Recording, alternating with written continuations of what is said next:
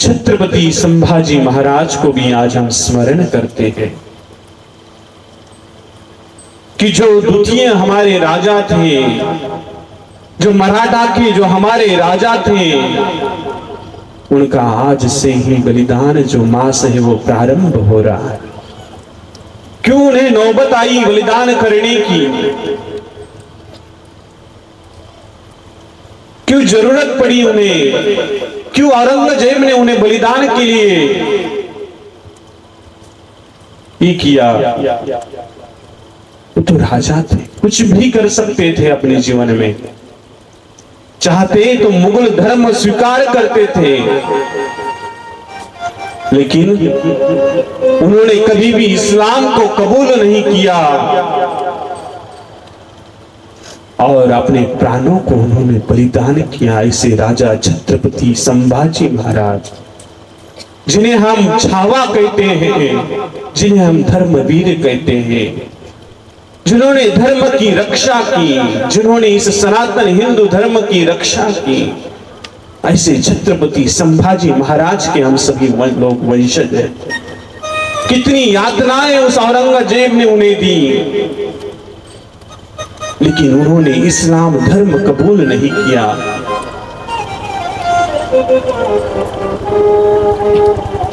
उन्होंने अपने जीवन में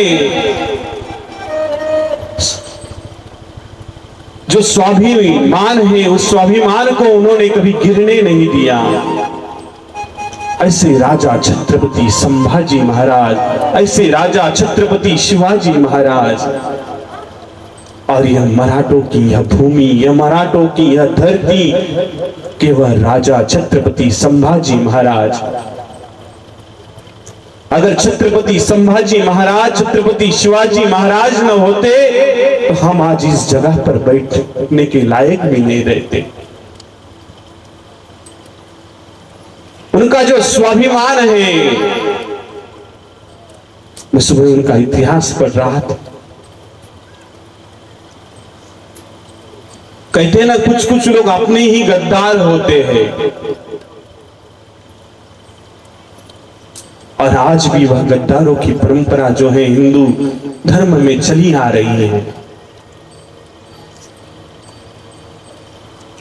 अगर उस समय भी कुछ गद्दारों ने अगर औरंगजेब का साथ नहीं दिया रहता तो आज छत्रपति संभाजी महाराज हमारे बीच में रहते। आज भी कुछ ऐसे गद्दार हैं कि जो हिंदू धर्म के लिए कलंक बन चुके हैं।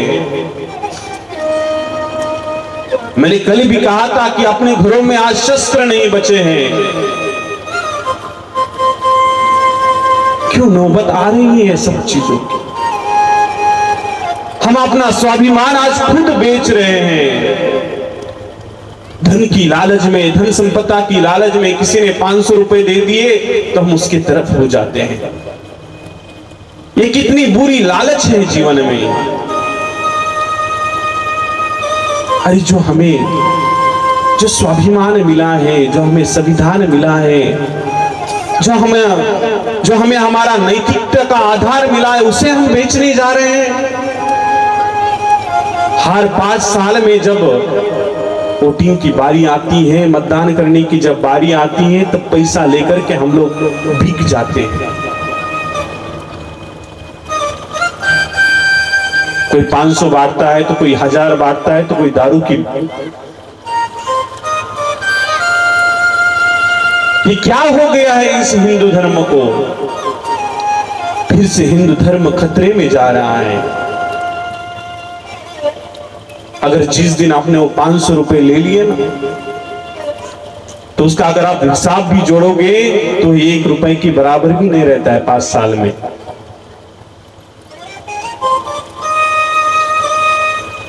वो आपको खरीद लेते हैं। क्यों हमें बिकना क्यों है किसी के सामने? क्यों इतनी लालच करनी है?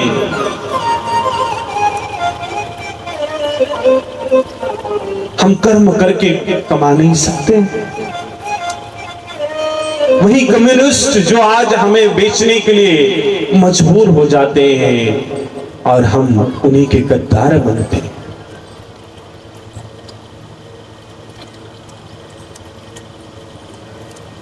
अगर आप लोग नहीं सुधरेंगे तो देखना इस फिर से यह हिंदू साम्राज्य जो है वो खतरे में आएगा। वो लोग तो चाहते हैं कि आज भी हमारा प्रधानमंत्री बने, राष्ट्रपति बने, हमारा पूरा हिंदुस्तान पर साम्राज्य हो।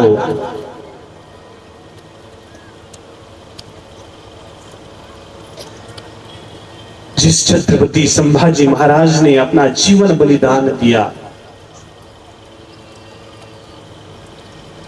उनको हम शत नमन करते हैं।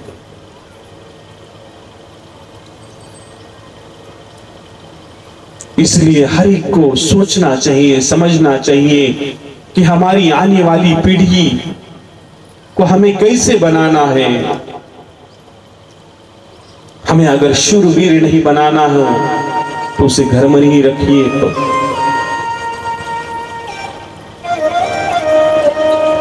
तो उसे आप,